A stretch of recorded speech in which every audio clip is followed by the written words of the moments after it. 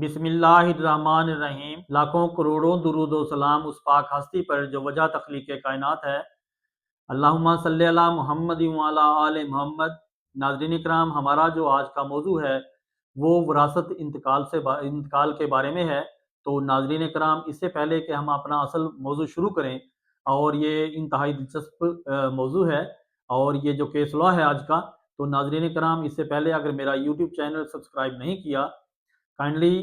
YouTube channel جو ہے اس کو سبسکرائب کریں، لائک کیا کریں، اسے شیئر کر دیا کریں، اور فیس بک پہ بھی جو ہے اس کو فالو کیا کریں اور شیئر کر دیا کریں تاکہ باقی لوگوں کو اس کا فائدہ ہو سکے۔ اور ناظرین اکرام، آپ کو جو ایشو سمجھ میں نہ آئے کسی ویڈیو میں، سب سے پہلے تو آپ اس کو غور سے سنا کریں۔ اگر وہ سمجھ میں نہ آئے، اگر اس سے ریلیٹڈ جو کویشچن کوئی ہو تو وہ کائنڈلی اس میں جو 1 سے 1.5 منٹ کا واٹس ایپ میسج کر دیا کریں، اور کال سے گریز کیا کریں کیونکہ اتنی کالز جو ہیں وہ اٹینڈ نہیں ہو سکتی، اور میں کوشش کرتا ہوں جو بھی وائس میسج یا وائس نوٹ آیا ہوا ہو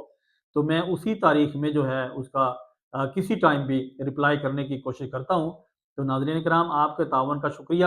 اور میں انشاءاللہ اپنے اصل موضوع اور اصل جو ہے آج کی ڈسکشن اس کی طرف آتے ہیں۔ ہمارا جو آج کا کیس لا ہے جسے ہم ڈسکس کریں گے، تو ناظرین کرام یہ ایک 1929 کا جو ہے ایک انتقال تھا جو چیلنج ہوا،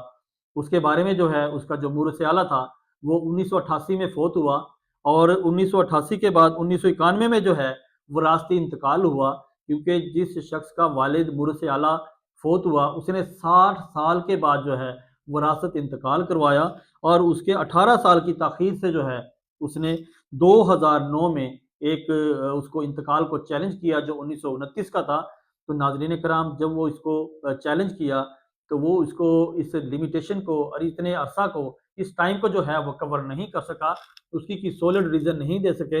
اور عدالتوں میں جو ہے اس طریقے سے معاملات چلتے رہے، اور کورٹ میں جو ہے یہ پینڈنگ رہا۔ تو آخرکار کورٹ نے جو ہے اس پہ ایک اپنا ورڈکٹ جو ہے اس میں پاس کیا،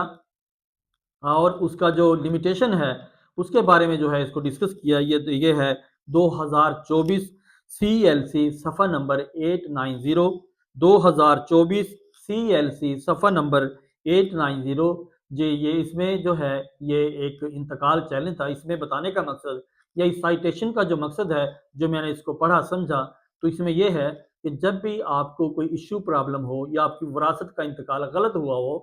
اور کوئی انتقال بھی کہیں پہ بھی اس میں کمی ہو، تو ناظرین اس کو جو ہے بر وقت جو ہے اس کو چیلنج کرنا چاہیے۔ اگر آپ اس میں سالوں سال اگر اس کو چیلنج نہیں کریں گے تو اس میں جو ہے آپ کی مرضی سمجھی جائے گی، اور اس کو آپ کو جو ہے اس کا ریلیف نہیں ملے گا۔ جیسے آج کے ہمارے اس کیس میں جو ہے، جو ہماری اس ڈسکشن میں وہ یہی ہے کہ 1929 کے اندر انتقال ہوا، اور اس کا جو مورث اعلیٰ ہے 1988 میں جو ہے انتقال کر گیا،